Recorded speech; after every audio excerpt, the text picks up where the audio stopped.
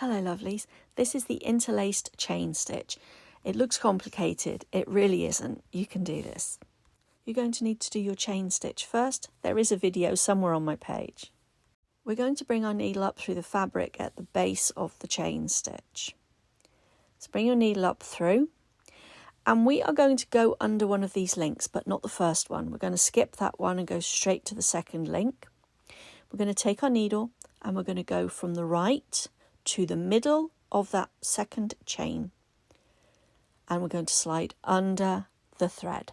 So from right to middle, pull your needle through.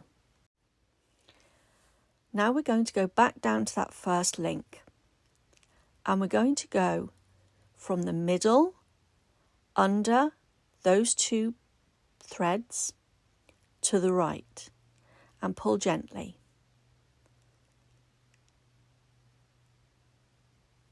There we go. That's your first step. Now the second stitch, we're going to miss that second link this time and go to the third link. And we're going from the right to the middle underneath the thread. And then we're going to take our needle down to the link below it and go from the middle to the right and go under both those threads. So the next step is to skip that next link and go to the next one. We're going right to middle under, and then we're going down to the link below it from the middle to the right. We're going to do this all the way to the top, so it's alternate lengths, and as you keep going you will find this easier to keep up with.